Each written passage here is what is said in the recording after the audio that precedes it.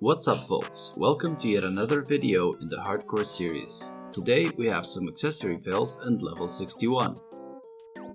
We started off by getting to my farms and doing the pruning.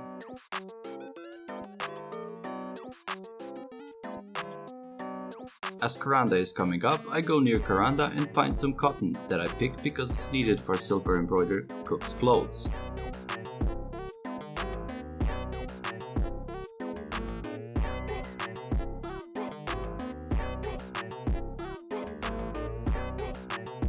She spawns and I go chip in with damage, get nothing spectacular, and then make my way towards Olvia while gathering rocks along the way.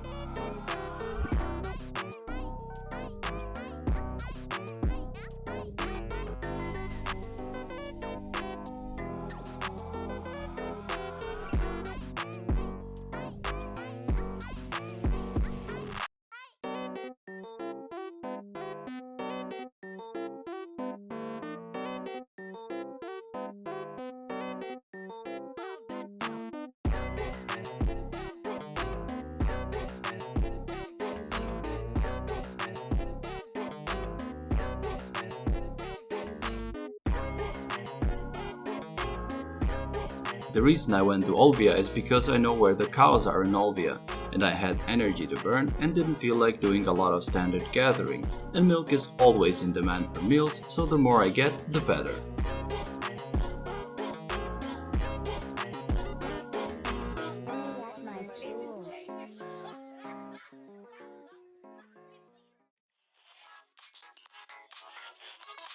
Who draws the line between forgery and feeling inspired? Who defines derivative versus being admired? Who decides what original means? Who aspires and who's the one? I decided to make some matchlocks to use for hunting. I've landed on the thought that I will simply make the artisan one and somehow reach 400 mastery instead of making and enhancing the weaker matchlocks. For this, I needed the crafting materials, so I did a fair bit of processing in Hadel to melt down the iron ore and cotton I just farmed, and went to gather coal to make steel.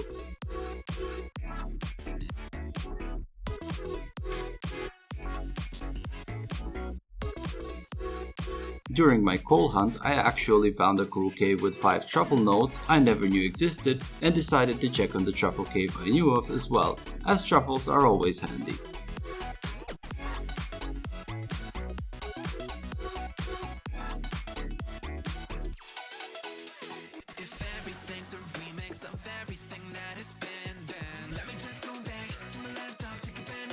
I set up my workshop to craft some matchlocks and did pruning and harvested my farms with the rest of my energy.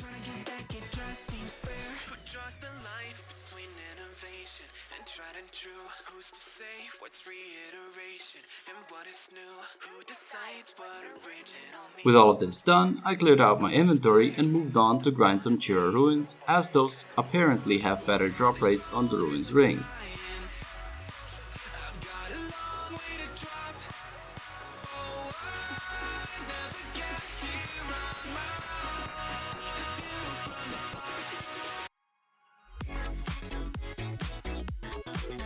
Effectively, to me, they seem to have the same drop rate of 0, so after around an hour and a half of Chura ruins, I just gave up as I made basically no money and got no rings.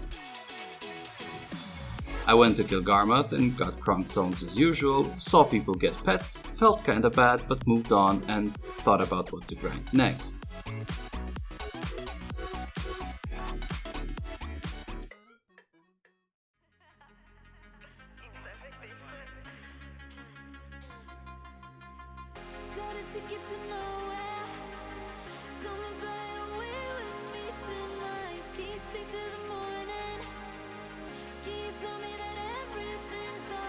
I landed on Fadus, as I still need 100,000 loot from combat in order to get my 4th pet, which would make a fairly big difference in the quality of my grind, and Fadus dropped a lot of trash.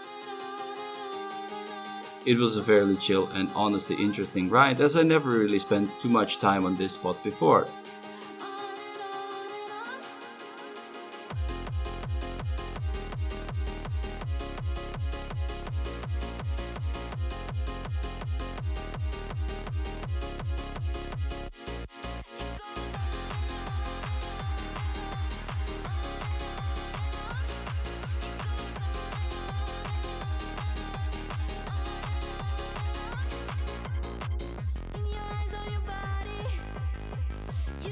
After a few hours of blue furry killing, I decided to switch things up a bit as I'm kind of ashamed my GS is so low after so many days. So I landed on the brilliant idea to go hexa gravestones for some witch earrings and see if I can boost my AP.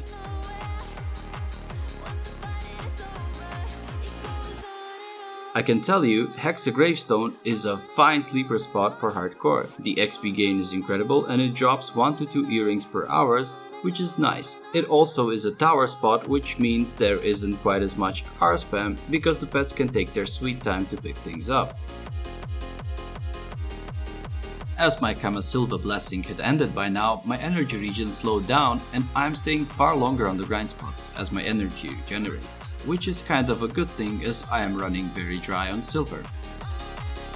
This is also kind of a bad thing though, because spending energy is pretty much the only way I can get concentrated blackstones to click my gear up.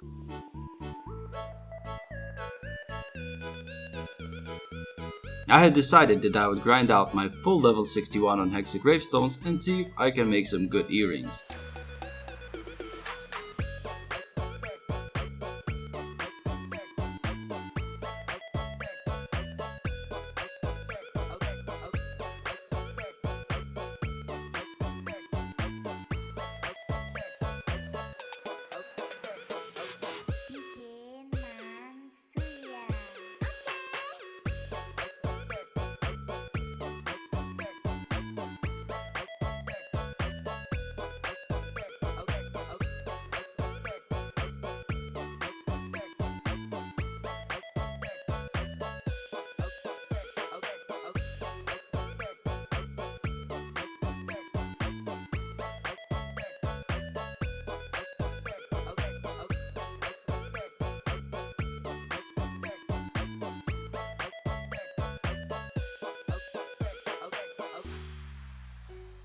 Altogether I dropped 4 earrings, the initial 3 ate up 2 fail stacks and made a duo, and then the 4th one decided to make a bigger fail stack.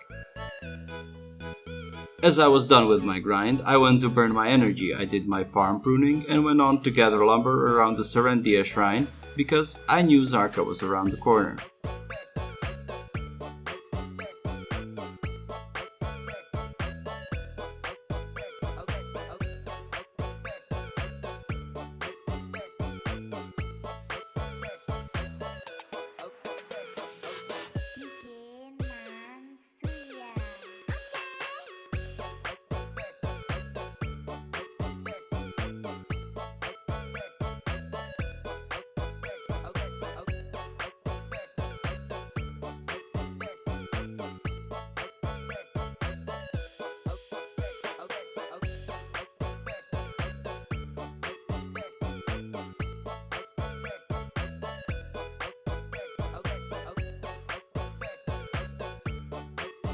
After Zarka, I pruned and replanted my farms, and as I had crafted my matchlock, decided to enhance it a bit.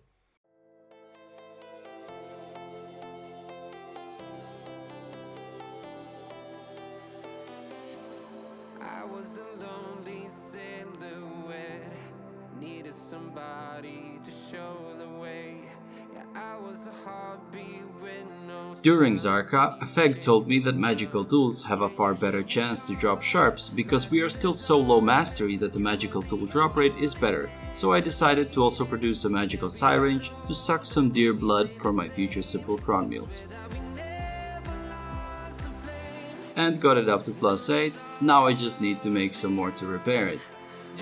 As I need platinum ingots for my artisan matchlocks, I went on a sandstone gathering adventure as these rocks supposedly hold the best odds of getting platinum ore, and got as much as I could with my energy.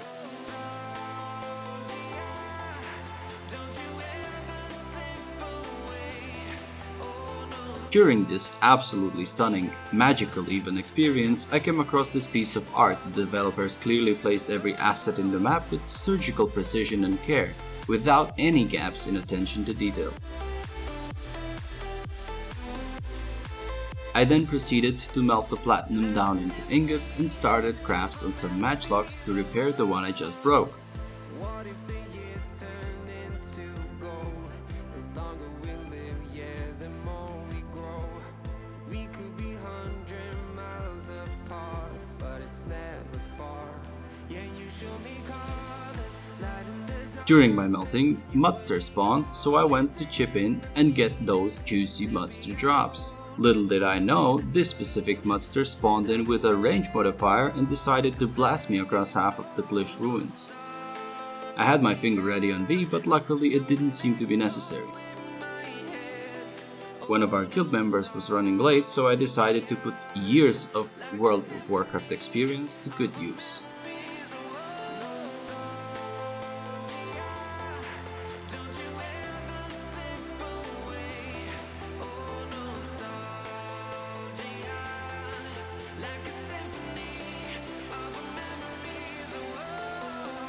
After that, I did one final run through my farms, squeezed the last bit of energy and called it a night. I hope you enjoyed it, and please, if you did, like, share, comment and subscribe to see my future videos. Thank you for watching, and I'll catch you in the next video.